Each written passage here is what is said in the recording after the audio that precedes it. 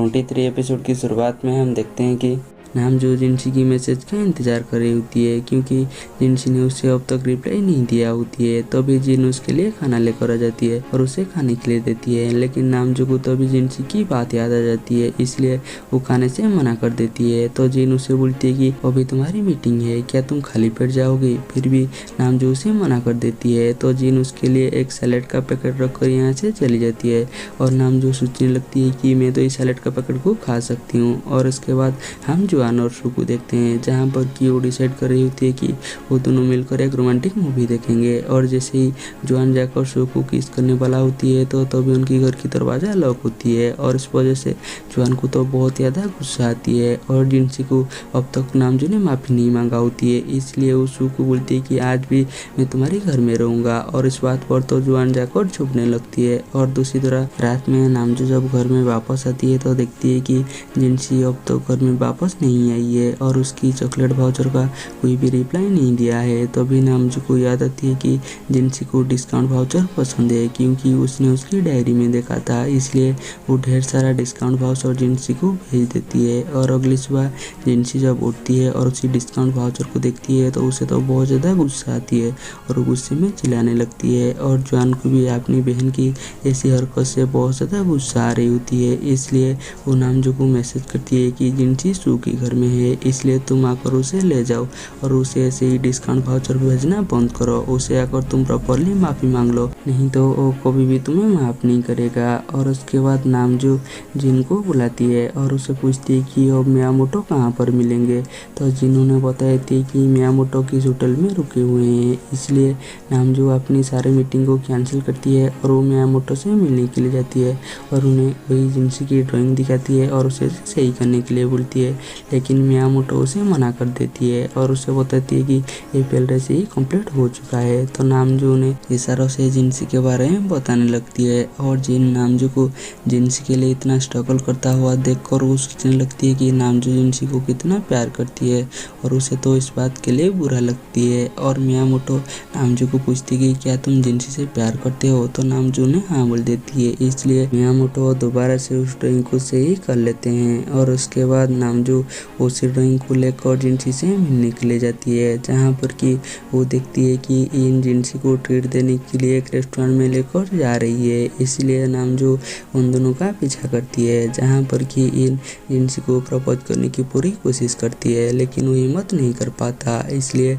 वो रेस्टरूम का बहाना बोलकर वो यहाँ से चली जाती है। तभी नामजो जिनसी को मैसेज करती है कि तुम कहाँ पर हो और किसके साथ में हो, लेकिन जिनसी उसके ऊपर गुस्सा होती है, इसलिए वो गुस्से में बोलती है कि तुम्हारा इन सब से कोई भी लेना देना नहीं है। तो अभी इन जिनसी के लिए फ्लावर लेकर आती है और उसे पीछे में रख देती है और जिनसी के पास आती है और उसे कुछ बताने की कोशिश करती है। उससे पहले ही जिनसी उसे बताती है कि नामजो को ऐसा लग रहा है कि अगर हम दोनों ऐसे ही मिलते रहेंगे तो हम दोनों को एक दूसरे से प्यार हो जाएगा, इसलिए हम दोनों के बीच में लड़ाई हो गई। तो इन उसे पूछती कि क्या मेरे लिए तुम दोनों के बीच में लड़ाई हो गई, तो जिनसी उसे बताने लगती है कि ऐसा कुछ भी नहीं है। तो भी नामजो उन दोनों की सारी बातें सुन लेती है और वो जैसे ही जाने वाला होती है तो वो एक वेटर से टकरा जाती है और शोर ज़्यादा हो जाती है। तो भी इन उसे देख लेती है और नामजो छुपने की कोशिश करती है, लेकिन इन उसके पास आती है और उसे पूछती है कि तुम यहाँ पर क्या कर रहे हो। तो नामजो बताती है कि मैं यहाँ पर लंच करने के लिए आई हूँ। तो जिनसी उसे पूछती कि क्या तुम इतना दूर लंच करने के लिए आए हो, और उसे पूछती कि क्या तुम अब तक मुझे माफ़ी नहीं मांगोगे। तो भी नामजो उसे बात करने के लिए बाहर लेकर जाती है, जो देखकर इनकी तो पूरी तरह से दिल टूट जाती है। और यहाँ पर नामजो जिनसी से माफ़ी मांगती है, फिर भी जिनसी नामजो को माफ़ नहीं करता। तो नामजो मियामोटो से जो ड्राइंग सही किया होती है वो जिनसी को दिखाती है, जहाँ पर कि मियामोटो ने नामजो को भी ड्रॉ किया होती है। ये देखकर जिनसी तो बहुत ज़्यादा खुश हो जाती है और उसके बाद नामजो जिनसी को बताती है कि आज के बाद मेरे से ऐसा गलती नहीं होगा और वो जिनसी की फोरहेड पर किस करती है। और उसके बाद हम उन दोनों को घर में देखते हैं, जहाँ पर कि नामजो जिनसी को बताती है कि मैं ये सारी खाना तुम्हारे लिए बनाया हूँ, लेकिन जिनसी को उसके ऊपर शौक हो जाती है, इसीलिए वो उसे रेसिपी पूछती है, जहाँ पर कि नामजो पूरी तरह से उसे रेसिपी बताती है और उसे बताती है कि अगर ये खाना तुम्हें पसंद आएगा तो हम दोबारा से ऑर्डर कर लेंगे, जहाँ पर कि उसकी सोच बाहर आ जाती है। इसलिए जिनसी उसकी कान पकड़ लेती है। तो नामजो बताने लगती है कि मैं जल्दी ही तुम्हारे लिए बनाना सीख लूँगा। और उसके बाद हम जुआन और सू को देखते हैं, जहाँ पर कि जुआन सू को किस करने ही वाला होती है, तो उस टाइम पर जिनसी का कॉल आती है, जो देखकर जुआन उसे कॉल उठाने से मना करती है। फिर भी सू उसकी कॉल को उठा देती है।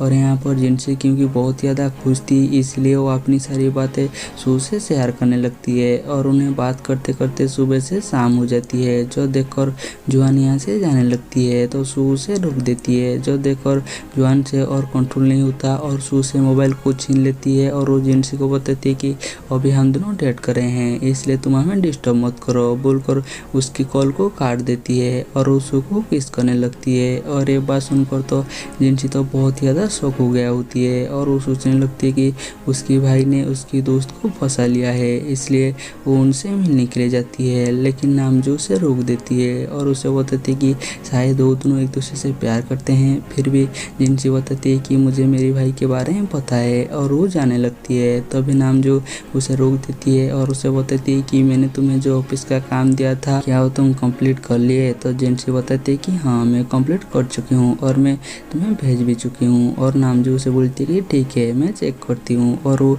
चेक करने के बहाने में जुआन को मैसेज करती है कि जिनसी सू के घर में जा रही है।